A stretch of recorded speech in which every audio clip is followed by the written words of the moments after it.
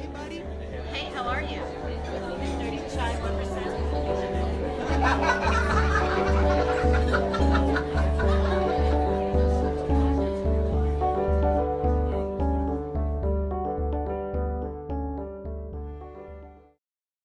Hello, and welcome to another installment of the Sunday Morning Cafe podcast.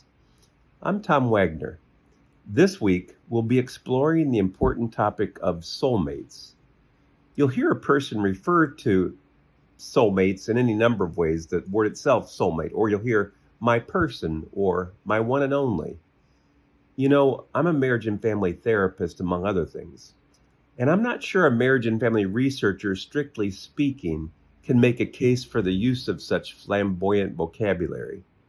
How would a hardcore researcher even begin to construct the kind of tight quantitative methodology needed to capture such a thing in the wild?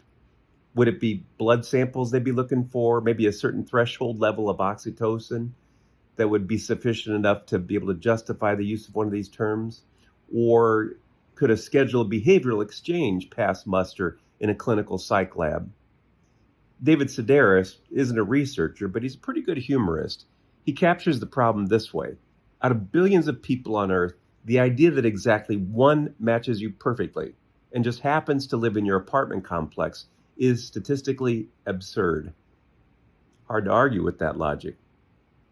Hard to argue with it unless you happen to find yourself in a relationship where no other term fits the phenomenon that you've happily stumbled into. When you find yourself in this kind of miraculous territory, suddenly, verifiable arguments don't seem to matter that much anyway. Pretty quick, interest in or the language of statistical measurements falls away.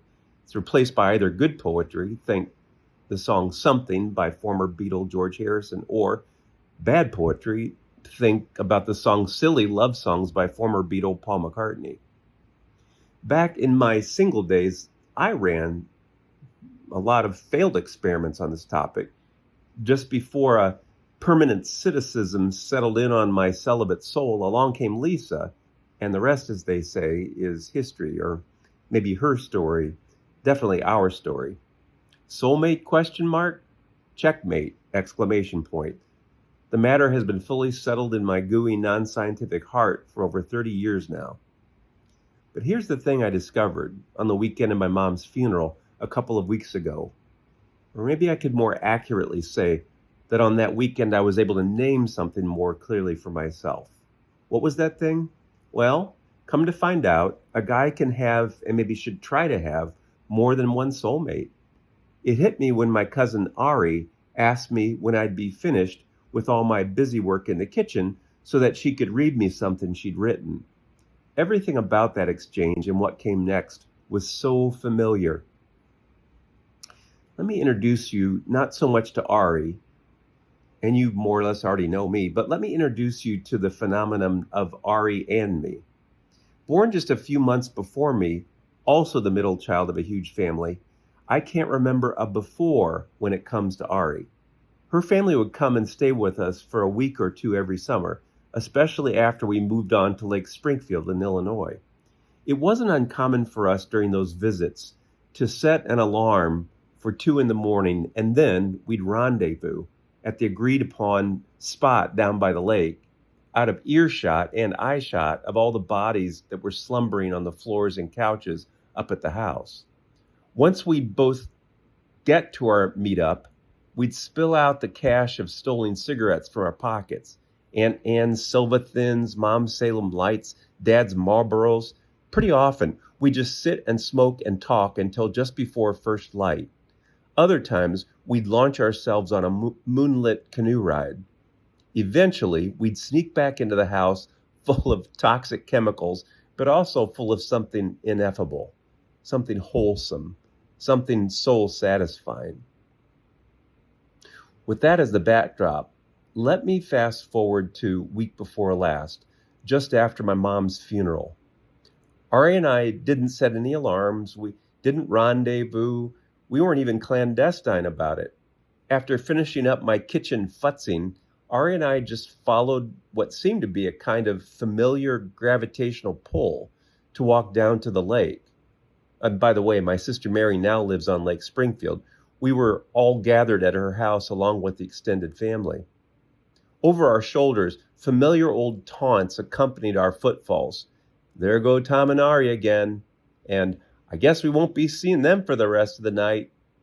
Back in the day, we'd be so embarrassed to be opposite gendered best friends. Here in the youth of our old age, we proudly wore those familiar words like an old welcome sweater that fit the both of us just right. Once settled at the end of my sister's dock, dangling our feet into the water, Ari pulled up her writing that was as much prayer as it was poem. The gentle lapping of Lake Springfield on the riprap of the shore provided familiar musical background that turned Ari's poetry into a beautiful kind of song. You know, it'd be easy to poke fun at the smell of Lake Springfield if you were anybody but Ari and me. To us, this was the aroma or maybe even the perfume of our childhood together, and it was all around us, and it was in us as she spooled out her poetry. The just before sunset kind of warm light was painting the waxy leaves of the shoreline oaks and box elder trees a kind of stippled gold. Some lake swallows flew around us like acrobatic little dolphins of the air. It seemed to me that they were singing Bob Marley's song about how every little thing gonna be all right. Our conversation wove in and out like the flight patterns of those swallows. Looking back on it, that's how it would always go. I wouldn't see or talk to Ari for over a year, and more than sometimes many years. But sure enough, whenever we'd get back together, there's always been a picking it up right where we'd left it. It's always been like somehow we find our way to the Eastern Australian current that, come to find out, lives inside of her, lives inside of me, lives inside the both of us. And lo and behold, we knew just how to jump into it together. Somehow, some way, we've always known how to share that. Once there, it's just a matter of going where the flow takes us. I think that must be the main feature of being soulmates. There's a quality of giftedness to it, like it's a blessing more than a thing you have to work at, which doesn't mean you don't have to work at it. It's just that that's not the main thing. The astounding gift of it all is the main thing. So while I'm on the topic, here's another thing. To put it into the language of the spiritual tradition I was raised in, you can't define a thing called soulmate because there's an unlimited quality to the soul, which by definition makes it indefinable, undefinitionable. The best you can do is to attempt to explain the experience of it, or rather, you can attempt to savor the experience of it, which is why I want to take you, my listener, with me out on the end of the dock so you could smell, see, hear, and feel the experience of Ari and Tom. And speaking of that boundless quality to the soul, it also seems to me that there are many different species of soulmates in a given life.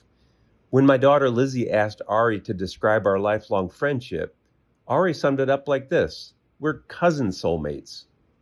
Earlier, I shared with you my experience that Lisa is my spouse soulmate. On most Thursday mornings, I get coffee with my pal Mitch. He's my friend's soulmate, and I could keep describing different species of soulmates in my life. I agree with the scholar Mirabai Starr in her book Everyday Mysticism. She makes the claim that rather than being confined to one soulmate, our expansive souls want to go through life with a whole pod of soulmates.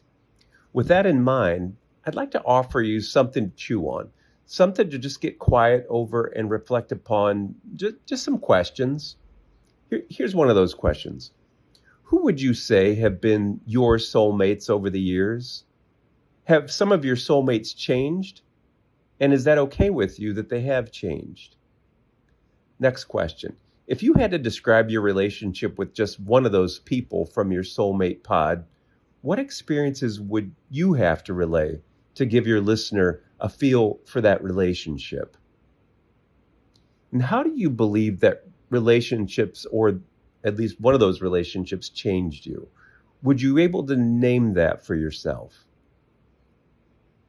And how has that relationship enhanced your other relationships and commitments? Okay, that wraps up our podcast for this week. I hope this week's installment of the Sunday Morning Cafe has given you a moment to savor the beauty and blessedness of the soulmates in your life. Thanks for listening.